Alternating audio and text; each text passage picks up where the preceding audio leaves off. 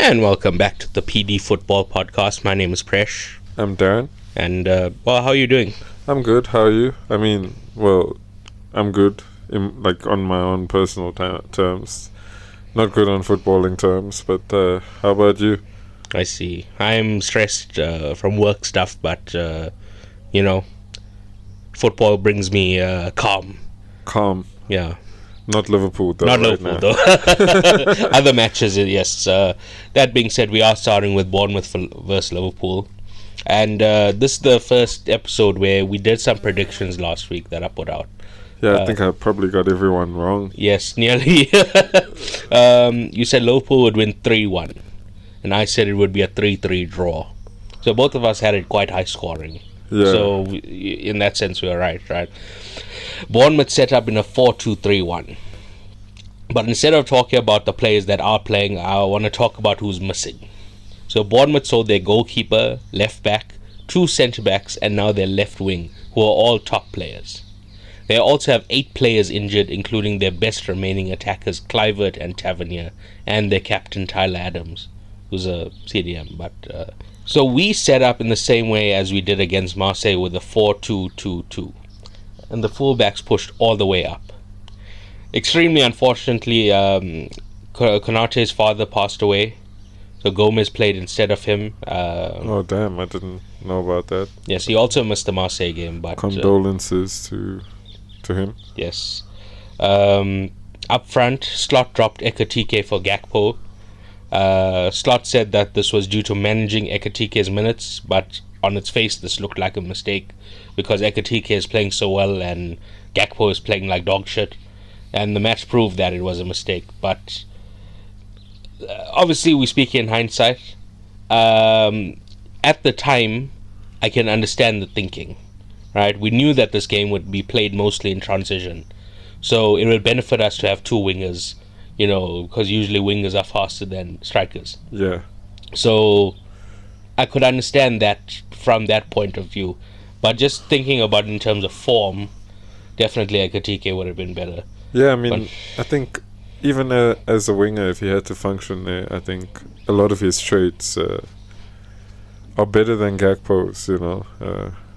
He can go either side. I think it's still, maybe he's still working on some of his passing, but I think in any system he would have made more sense than Gakpo right now, to me at least. Yes, to everyone at least.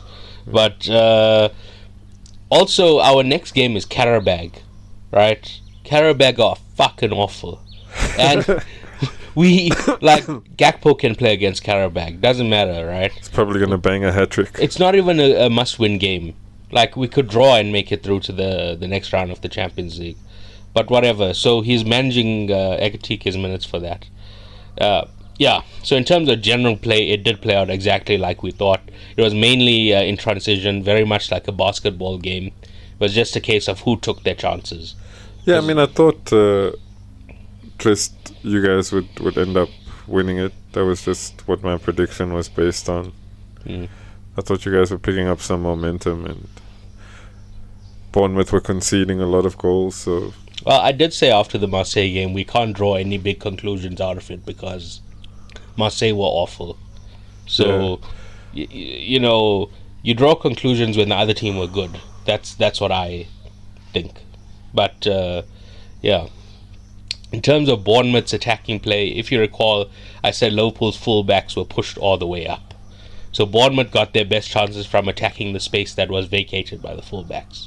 Yeah. But if you're new to football, this is what I'm going to refer to as the channel, right? So most especially on Liverpool's left-hand side. Van Dijk struggled on his own, and I also blame McAllister or Gravenberch for not tracking back and covering that space.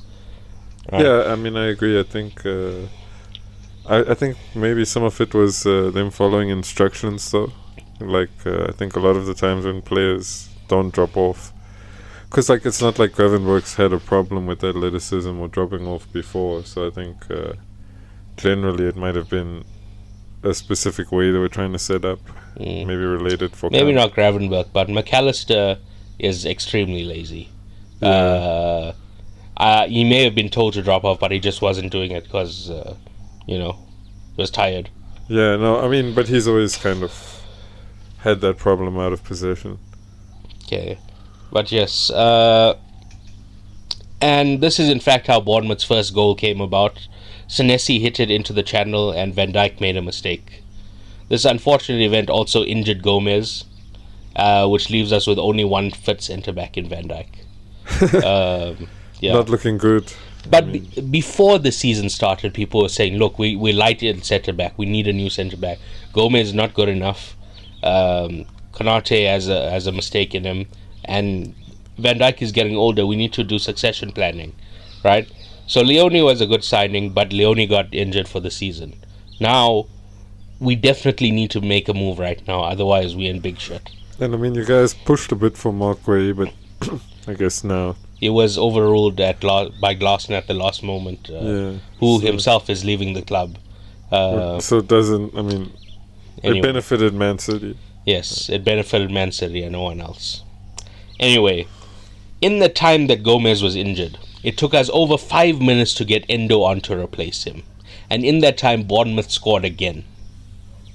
Some people are choosing to focus on us not having 11 men on the field, but I absolutely blame the players for it.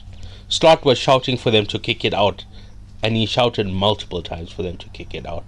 So they just didn't do it. They just ignored him. And the goal itself, Bournemouth used the exact same tactic of hitting it in the channel. But this time Kirkes is to blame because he allowed the man far too much space. Yeah. Van Dijk is also to blame because he didn't maintain the line, and that's why Bournemouth attacker was onside. There's a lot of space for him to attack. Yes, so again, 2 player mistakes. Yeah, I mean, individual errors are kind of the most frustrating way to lose a game, right? Exactly. Liverpool then scored 2 goals from set pieces. There's nothing we can analyze or speak deeper about it, I don't think. Except that we fired our set-piece coach a few weeks ago and got somebody new in. So good decision. Yes, because we've been conceding a lot and we haven't conceding a lot from set pieces, and we haven't scored any set pieces. When we have 2 giant centre-backs who scored like lots in the past.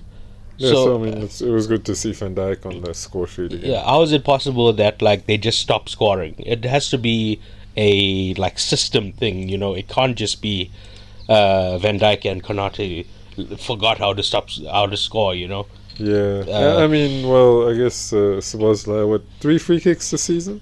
Well, would you count this as a free kick? I mean, not really, but because Salah passed it first. Yeah. I mean, I remember the roll on, but it still technically counts as a free kick, right? No, it doesn't. It's only a free kick if you hit it directly from the. Oh. Well, either way, it was 2 free kicks. It was a good set play. 2 free kicks this season. One against you guys and one against Marseille. That's as good as a free kick, though. Well, look, what I don't understand is why people don't do it more often. The roll on to change the angle. Yeah, it should be done more. Because this happened years ago, under Klopp, where Liverpool did a routine. They changed the angle, and you just see how much space opened up. And I thought, why doesn't more teams do this? I mean, generally, it used to be a feature in maybe the early 2000s. I remember us and Wenger's teams initially doing them a lot as well. Very strange that it hasn't.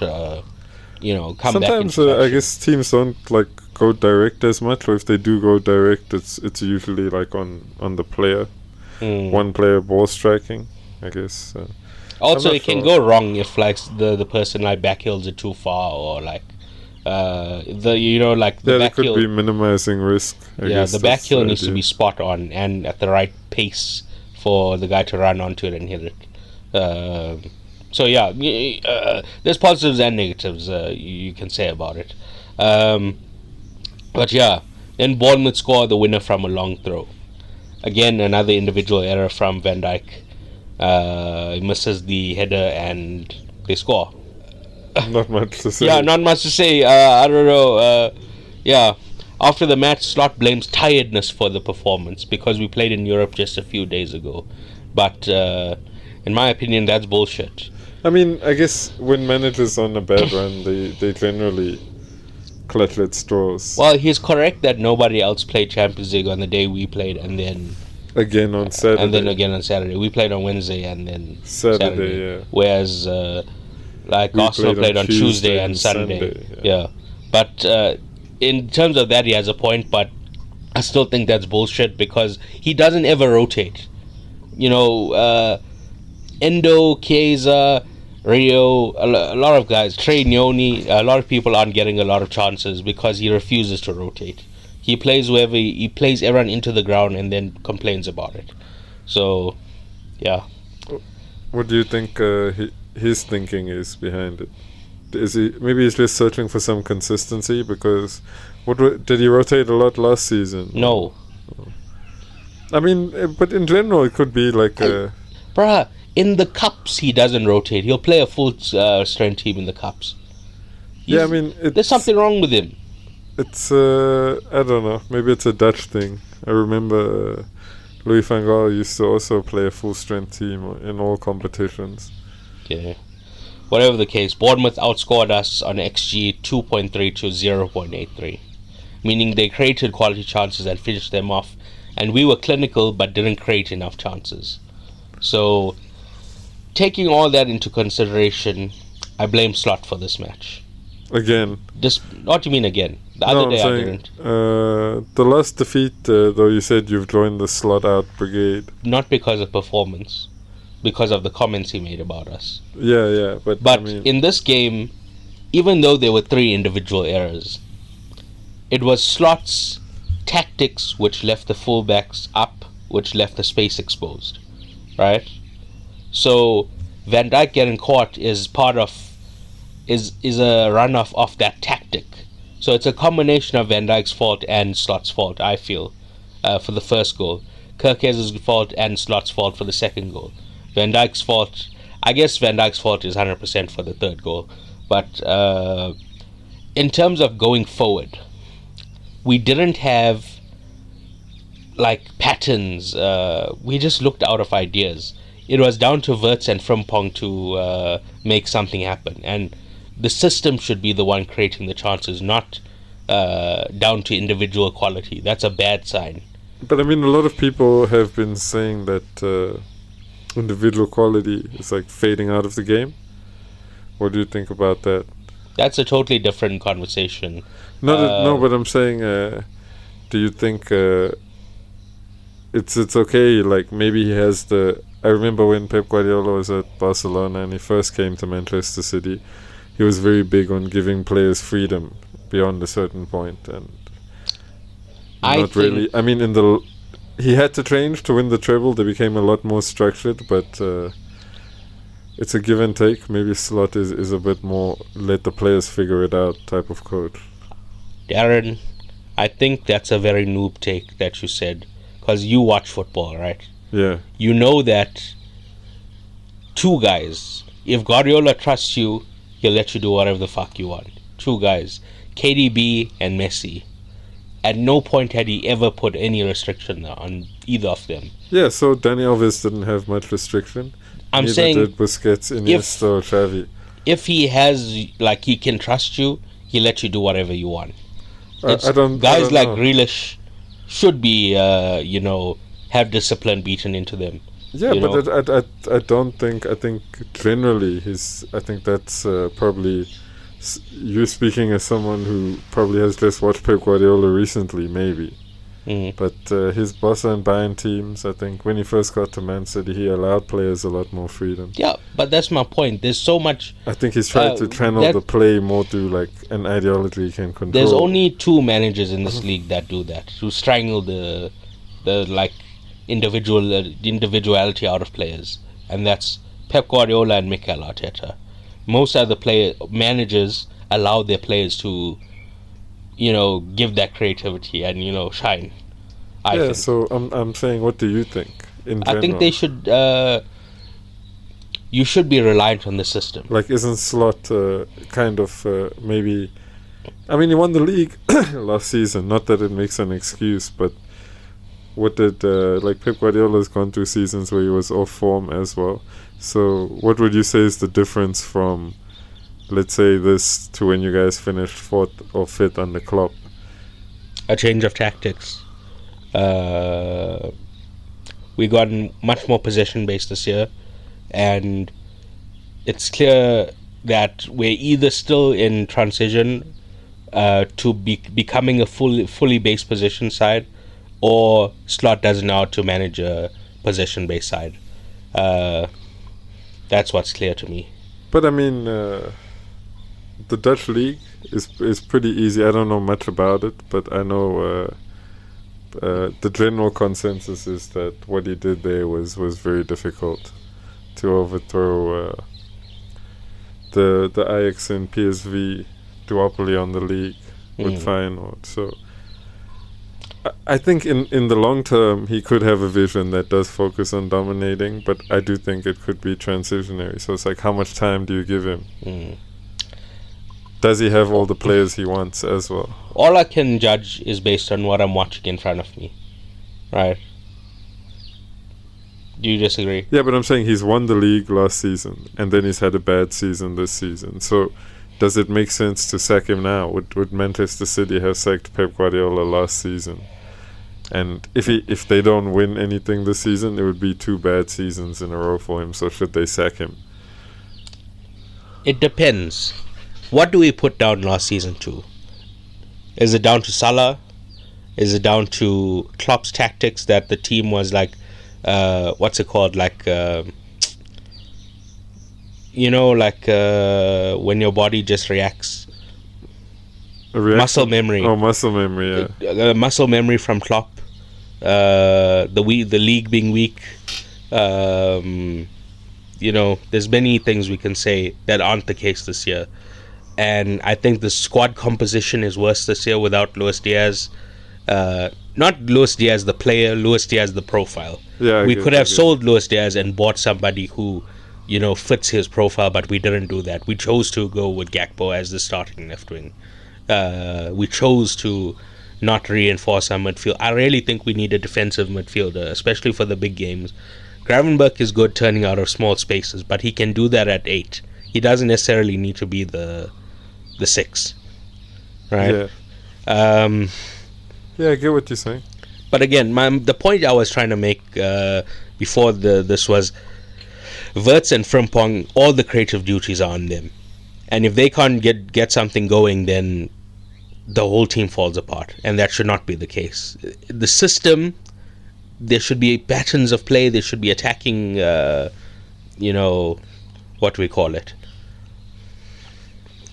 Slot should be generating the chances, right? And individual moments of brilliance should take us to the next level in big games. That's how it should work for me. Individual moments should not be coming in smaller games. That's what I feel. Okay, I get you. Sorry, a bit of a rant I went off on. Any other points you want to make about Bournemouth Liverpool? I mean, no, I did expect it to be a chaotic game in terms of... I thought both defenses were unreliable, I guess. So yes, inconsistent as well. It is a problem, I guess. You don't first realize when Andoni Areola first came. Like, I guess everyone was blown away with the football he was playing. Like, similar to De Zerbi, It was very entertaining. It was like a new what's the word, swashbuckling brand of football that came to the Premier League. But I guess he has the same problems in De Zerbi with that De Zerbi has with regards to defensive discipline. So, too open. Yeah, we'll have to see if his philosophy can translate to an elite club. But I would hope he gets a chance, maybe at a Tottenham or something. I feel like Spurs could hire so many people. They could either choose somebody really sick like Xabi Alonso, or like somebody really awful like, I don't know, Ole Gunnar Solskjaer. Yeah. Like, that's how Spurs' appointments go. They're like either like somebody really slick that they don't give time, or somebody awful. But anyway, do you want anything to round off the Bournemouth Liverpool segment? No, that's all. I mean, as long as you've said your piece. All right, so let's move on to the Arsenal versus Man United game. So you said Arsenal would win 3-1. And I said Man United would win 2-0. Damn, I guess you got the result right. But, so another game that played out just as I suspected. Carrick set up this exact same way as last week and got the same result. I mean, yeah, not the same scoreline, but same result. They started with a 4-4-2 mid-block and absorbed a lot of pressure and then tried to counter. Right? Yeah, I mean, I think also from Arsenal's perspective, it wasn't a bad start. I think we controlled them well as well. I guess the main problem where we lost control of the game for me was the Zubamendi mistake. I feel after that we started making a lot of petulant mistakes, and I guess Man United themselves they kind of they left a lot of space vacated in midfield, which I don't think Arsenal used. Which I guess that would come back to probably Arteta more than anyone, because I think there was an over-reliance on pushing the ball wide and trying to get it in, but I think Manchester United kind of expected that. We had a lot of space we could have utilized in the middle. I think Eze maybe could have played on the left if you were going to go with the idea of getting creativity from wide. And maybe Trossard could have gone central because he's a better ball striker, a better finisher than most of the people in Arsenal. But yeah, I guess everything's easy in hindsight. I think we haven't had like very many losses, so it's hard to like say anything. Generally, we didn't give away much. I thought they played well. We must give them credit as well. Their goals were sensational as well. I mean, the second and third ones. But I think we made a lot of errors, which was, especially in defense, it was very uncharacteristic, and in pressing, which was also very uncharacteristic. So I'm hoping it's just one of those performances, but yeah, I think I still feel good about the rest of the league season, at least. I disagree. I think this is the beginning of the end. Yeah, you said that for a while. No, I haven't. I haven't. That's a lie. That's a straight up lie. You always said we were gonna fall apart, so nothing's changed. Okay, but this is the weekend that it starts.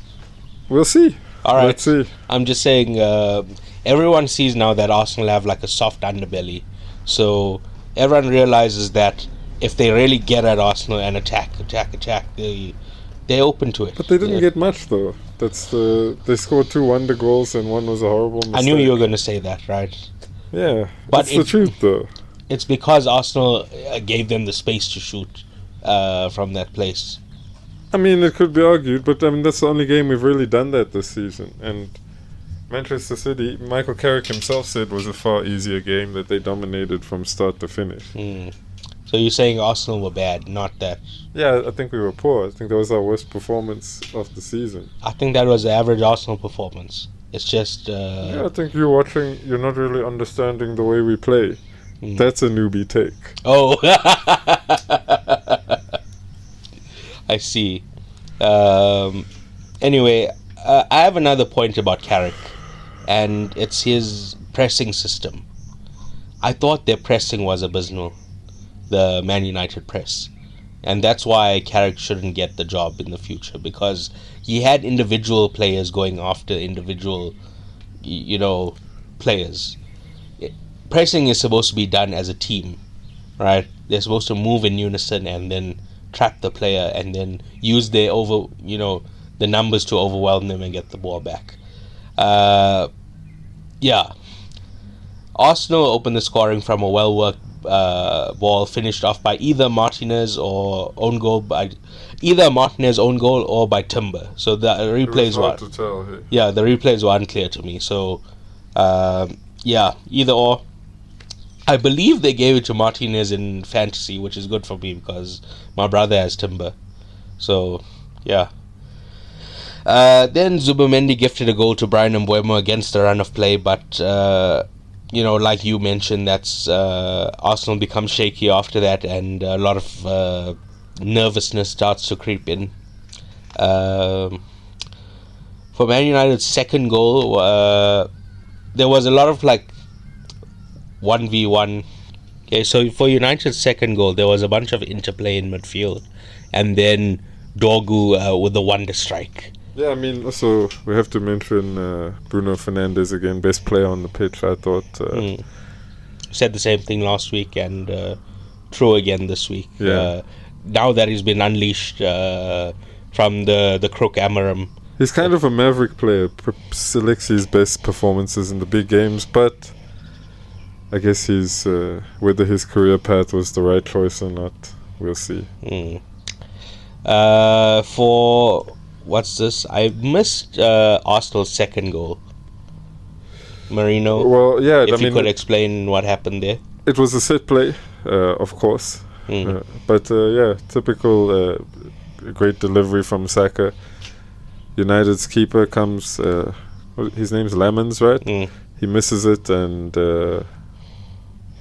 just a bit of like sloppy play from Manchester. I think it deflects off I don't know if it's an Arsenal defender or an Arsenal attacker or Manchester United defender, falls at Marino's feet. It looks from some angles like I think one of the Manchester United defenders clears it off the line, but then the ref's watch buzzes and I see the goal's given. And then I mean we had a lot of momentum at that time. Coming into that goal, we were coming back into the game, or leading up to the goal, we were coming back into the game. And then once they got the third, which was a sensational goal, they kind of shut us out. They played really well for the rest of the game. And they dominated the ball. We struggled to get it back after that. But again, I haven't seen that in many games this season. I'm not too worried. I think we've done that in games to Manchester City, and they've gone on to win the league. So let's see what happens. I also thought the crowd was very... I hate our crowd. I hate our fans, generally. That's rude. But I noticed the same thing when Liverpool played at the Emirates. About the 70th minute mark, it gets like a bit nervous. It's toxic. That's the most thing. It's not like an easy atmosphere to play in for the players, because... I think like they're not singing the whole game. It's very much like an away atmosphere the minute something starts going against you. Like the fans are very critical of the players to a point where it's like, okay, you can criticize a player after the game, but in the game you can't shout or boo or criticize every touch. I mean, maybe it works for Real Madrid and Barcelona. Yeah, I was going to say Real Madrid do that all the time. But I think it's part of Spanish footballing culture. It happens at every team. Players grow up like that. In England it's different, so a lot of the players, I think they struggle with it psychologically. Like I think you have players like Saka and Rice who carry the team in those moments. I still think we're too over-reliant on them too in particular, so if they don't play well, the rest of the team doesn't play well as well. So but sounds like a poorly coached team. That sounds like a poorly coached team. In your idea, yes. But if like only two players don't show up there. But again, I said Arsenal are more defensively focused, and we don't. In every single game this season, we've given away less than we've created. So even if I think we do have open play creativity issues, which could be a coaching problem, it could be a selection issue. I mean, yes, I would say choosing Odegaard over Eze. But I don't think Eze is a 10. I don't think he's better. Well, no, as a 10. I mean, okay, I see what you're saying. Eze should have played on the left. Yes, that's what I'm saying. Yes, I think we have an open play creativity issue, and if he's going to create from wide, like Guardiola used to, he has to get the player most like KDB, which would be Eze, into the half spaces. I think that you can be critical of, but again, it's hard to be critical of him if in every game you create conditions where your team creates more than the opposition so far.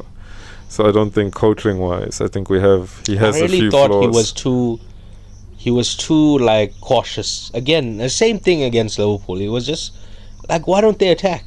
Yeah, I think it's the way he coaches. It's very much like a Simeone team. Simeone is one of my favorite coaches in the world. I really like Simeone. I think it's what he's done to take two titles off Messi and Ronaldo is incredible.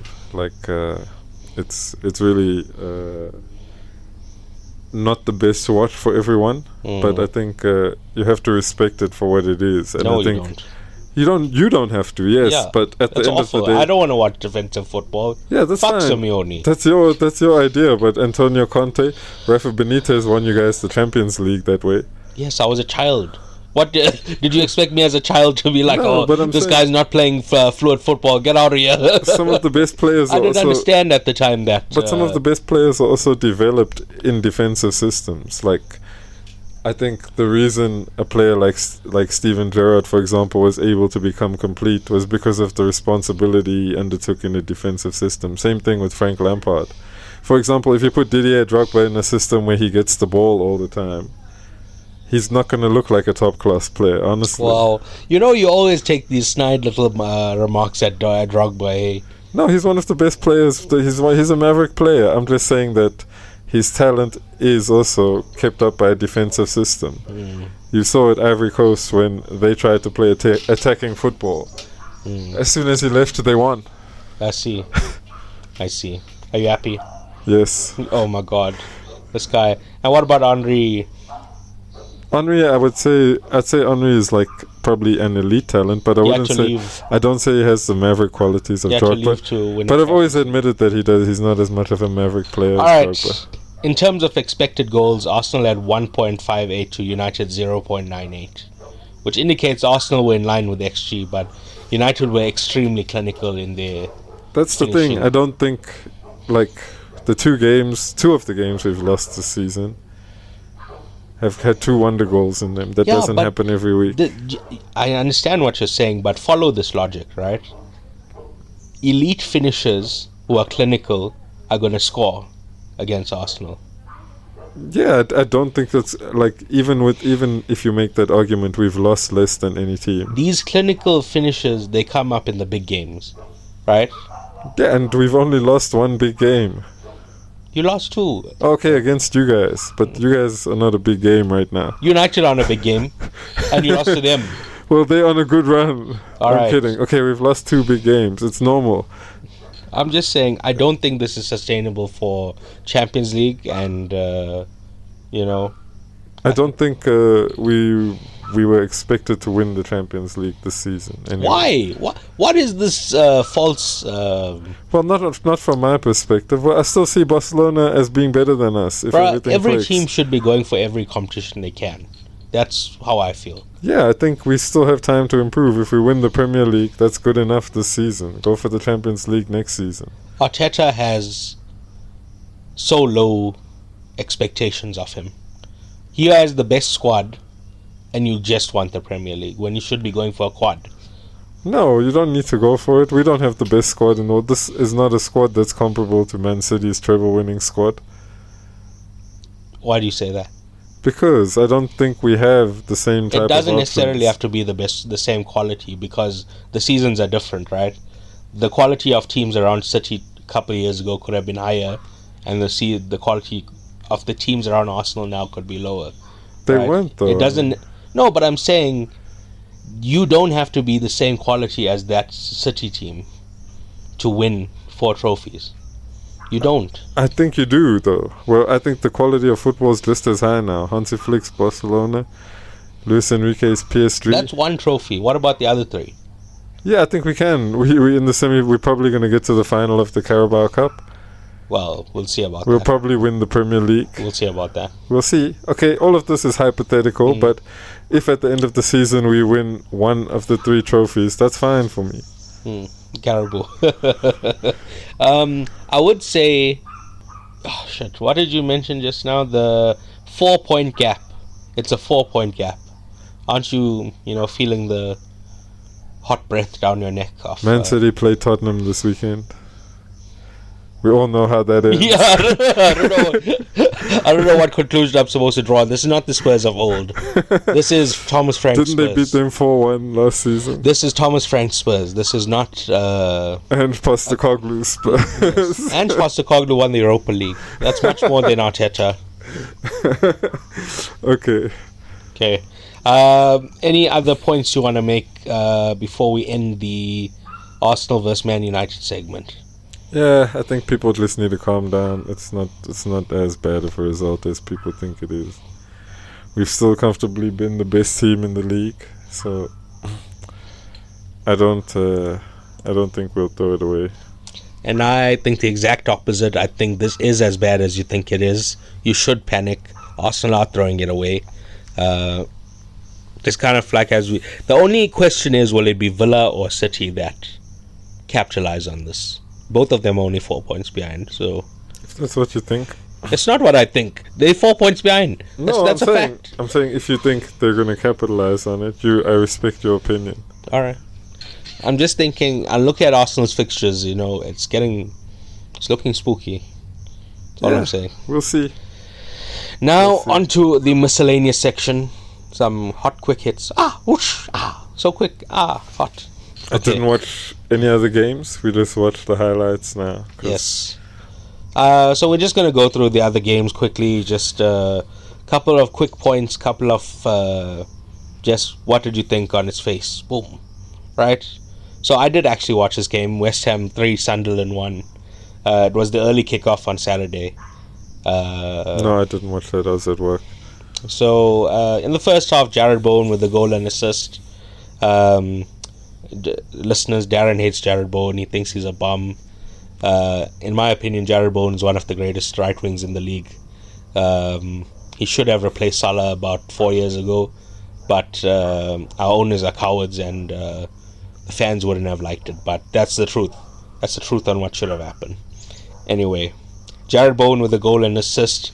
He now is the all-time goal and assist, or goal contribution provider for West Ham in the Premier League. Highest ever, 104. So, Wonderful. Yeah. Anyway, Wonderful.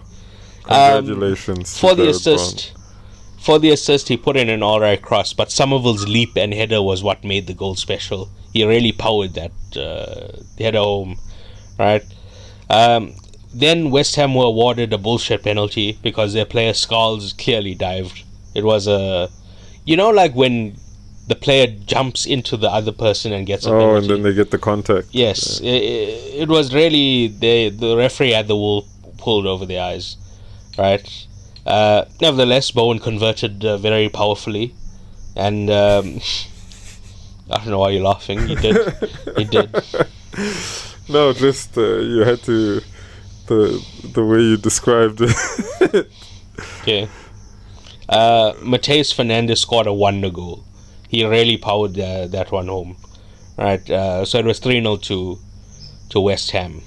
In the second half, Mukiele does a really good run and puts in an excellent cross, which Brian Brobby powered home with a header. Mukiele, I'm very impressed with him. He played for Leipzig, I believe. Either Leipzig or Salzburg. I think it was Leipzig. Whatever the case is, he was like a big name. I don't know how, but Sunderland signed like 5 Europa League players, like under everyone's noses. I don't know what the backstory is. Does Sunderland have money or something? Or they're just like super smart at scouting and like, I mean, I saw Granit Xhaka got in a fight with a fan. Yes, that's it was so funny. It wasn't him. It was some other person came off, right? And the fan was abusing that guy. Not abusing as in like, like they were just making fun of them. So Granit Xhaka starts, stepping up on behalf of that person and starts arguing with the person. Then they called the fourth official over. Then they called the referee, and the referee stops the game so that they could deal with that. And then the stewards came and took the fan away. But yeah, I'm glad they sorted it out in the end. Yeah. So I was saying, Mukiele, I wouldn't mind us signing him. He looks very good, attacking wise and defensively. I really rate him. He plays right back, but I believe he played centre back when he was in Germany. So what's the word? A person who can cover multiple. Oh, utility player. Yeah, he's a utility player. So I would really not mind signing him. Then we get to Fulham 2, Brighton 1. And based on the highlights, Brighton absolutely gave them a hiding, but Fulham were just more clinical. So every highlight was Brighton going in on goal and then missing or something.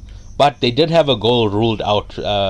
Danny Welbeck's shoulder was offside, and that looked like bullshit to me. Honestly, it's right on his. Oh yeah, I saw that in the highlights we were watching. Yes, it was so like. It was so marginal. They like told us that if it's on your arm, it's not offside anymore. It has to be like, the joint between your arm and the body. That's where offside, because you can't score with your arm. What do you think about Arsene Wenger's offside proposal? To move it so that If any part of you is behind the line. Supposedly it give a benefit to attackers, and I like that idea, that attackers would benefit from it. Yeah. benefit from it. But at the same time, tactics would evolve to combat that. We'd stop playing with a high line. I don't necessarily think that, because I think maybe the lines could come higher. I think someone like Hansi Flick is not really going to drop his line low at all. And then you'll suffer for it. You've seen him he just believes he can outscore anyone. Right. That's his principle, But the answer is I don't know. If it benefits attackers, then I agree to it. If it changes the game and makes it less attacking, I disagree with it.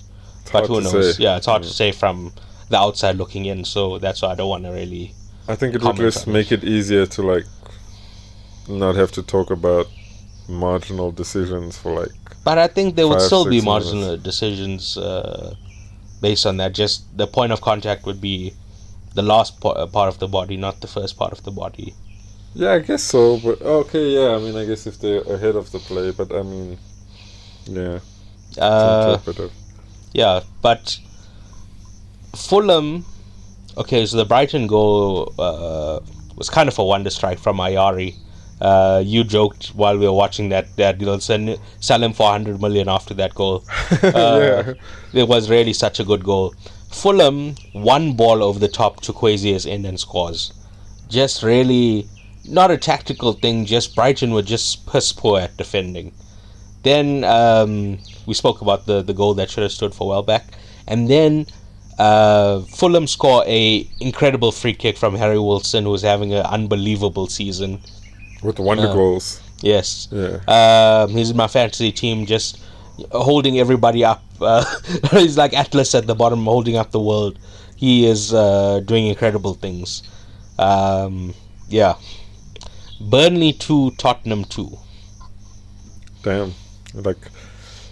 I'm still shocked that not shocked, but I'm still quite surprised at how badly it's turned out for Thomas Frank. I really thought he was gonna go in there and be someone who brought them at least to a competitive level again. I was really impressed when I used to watch him at Brentford. They were the team that used to give us, probably outside of you guys and Manchester City, the most difficult time, even once we became competitive. I think he beat us twice in one season, the season before he joined Tottenham or the season before that. And those games I watched, I was really I don't know what's going wrong. I haven't watched much of Tottenham. Well, I'm kind of coming to this conclusion that there's small club managers and big club managers, and there's nothing you can do to kind of change between one of them. Yeah. You can just handle egos and make the big decisions, or you can't. That's what I feel at this moment now, and I don't think Thomas Frank is that guy right now. And I think this also kind of fucks up Oliver Glasner's push to become a top coach, because people are going to look at him and I think compare him to Thomas Frank, and it's unfair, and people shouldn't do that, but it's the same thing that happened with Nunes and Gyökeres, and that turned out to be right. So yeah. Speaking about Burnley 2, Tottenham 2, there's really nothing to be said. Spurs scored 2 goals from set pieces. Burnley scored 2 goals on the counter. Nothing we can analyze or sink our teeth into this. So I'm just gonna move on. Man City 2, Wolves 0. Thoughts? I think I was also working during this game, but I saw the highlights. Good first goal by Omar Mamouche. A lot of the chatter online is that they were so happy that the City have a striker who will run in front of the play instead of Haaland who, backs off the play. Yeah, I mean, when there's a ball in behind.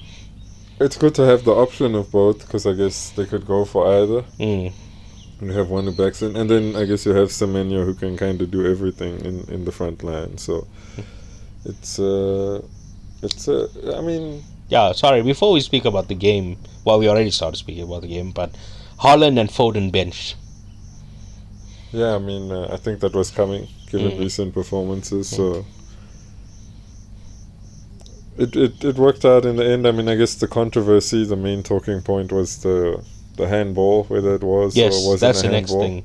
That City were robbed of a penalty, in my opinion. They were robbed of a penalty. Yeah, definitely. So this was the referee's first game, I'm led to believe. His first ever game? I think so. I had no idea. Okay.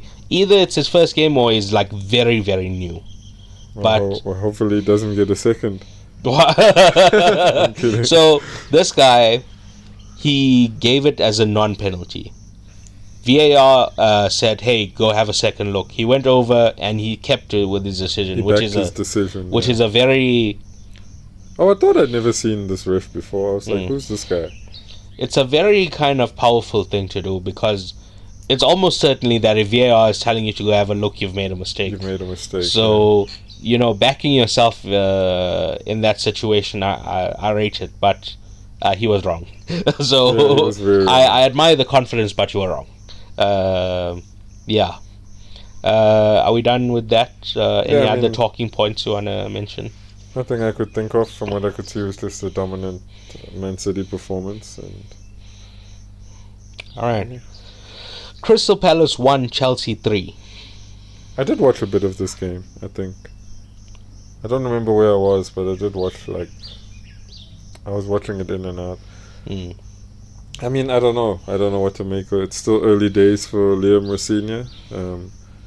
They look so far very similar to Maresca's Chelsea, so I don't know if he's working with what the squad is familiar with for now. I mean, from what I've read, ideologically they're similar.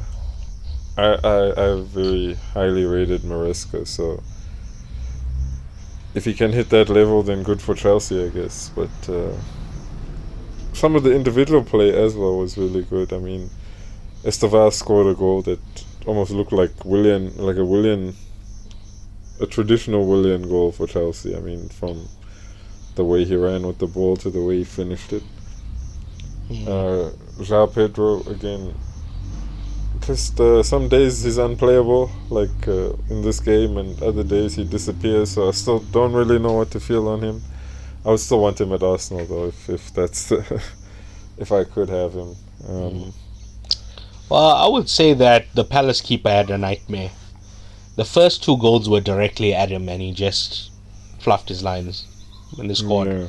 The third goal, Enzo scored a penalty that was, powerfully put away. No, it was alright.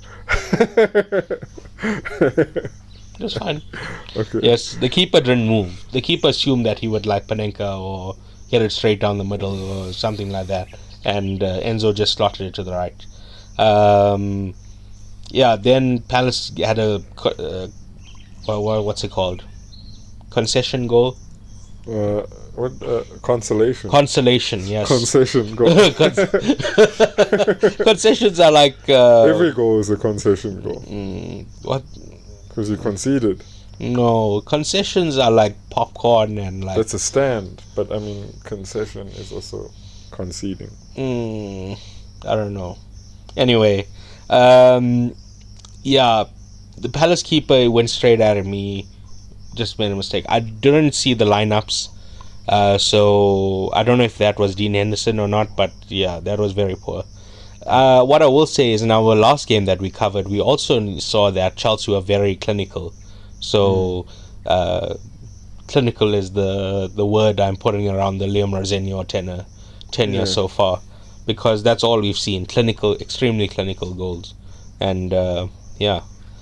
Then, oh, are we done here? Yeah. We move on to Aston Villa 2, Newcastle 0. I didn't watch this game. Yeah. Well, I only watched the two highlight games. None of these I watched. I also watched the highlights. Yeah, And, I did see the highlights. It seemed like a dominant performance from Aston Villa. It did. Which is strange because Newcastle not too bad at home. They usually are able to make games tricky. It seemed like it was a bit of a... So we spoke about this last week, but just to reiterate, Newcastle looked tired.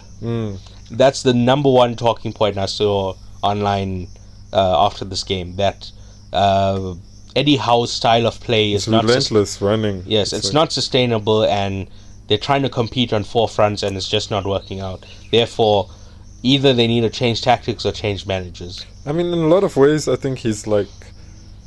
He tries to play in a similar way to how you guys played under Klopp, but I think he tries to cover up the gaps in technicality with intensity, which doesn't always work. So the players just have to be more and more and more intense, which I guess... So my thing with him when he was at Bournemouth was that, like, and at the early days of Newcastle, he would just kind of outwork teams. Eddie Howe's teams, right? He would just have them really fit, really, but in the big, like, tactical games, he can't keep up with, like, and he's very open managers as well, hey? Yes. So that's why, like, I also predicted Aston Villa 2-0 in this game, and it came right, because, yeah, I just think Newcastle, in the really big games, get just outfoxed. There's nothing to be said about it, Yeah. Eddie Howe just isn't that guy. Sorry to say if you're Eddie Howe backer. Yeah. Lastly, we have Brentford. Oh, sorry, I didn't even ask you your thoughts. I don't have anything to say. Just good goal by Buendia. Yes, very good goal. A knuckleball. It's good that all the Argentina players are coming in form in time for the World Cup. Hopefully Messi can get number 2. Yes. 100% backing him for number 2. Well, South Africa versus Argentina final. In that case, I'll support South Africa, but I'll still support Argentina. Yeah, I know. You're not a patriot. But yeah, what about the other Aston Villa goal? Reminded me of the second goal. Ollie Watkins. Yes, I like Ollie Watkins. I wish we'd completed the signing last January, but things didn't work out. I guess he was a bit slow to start the season. I'm glad he's back on track now. I like watching him. I like watching Tielemans. So. Okay, and then last of all, we have Brentford 0, Nottingham Forest 2.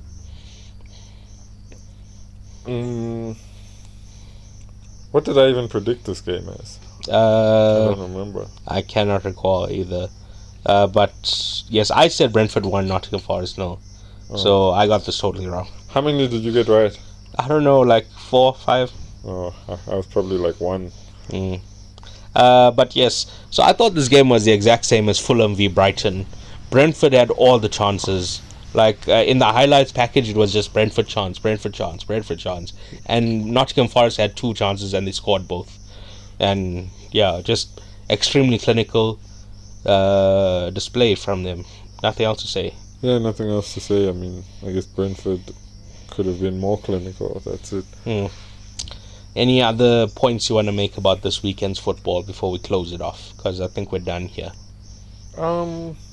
Nothing really. It was a good weekend. A lot of, a good weekend from a footballing standpoint. I guess everything is more open now, so hopefully it's a good end. Last final quarter to the season. Let's thank you guys for tuning in. Subscribe, like, comment. All right, yeah. So thank you for listening. Please remember to rate, review, subscribe, give a like, etc. Importantly, it needs to be a 5-star review. And follow all our social medias. You can find all our links at pdfootball.com, pdfootball.com. That's where you'll find all our links to our social media. You can follow us on various things. Please tell a friend, tell that friend to tell a friend, and tell a family member. Post it on your status, post it on your story, wherever you guys are posting. And yeah, goodbye. Appreciate the support. Bye.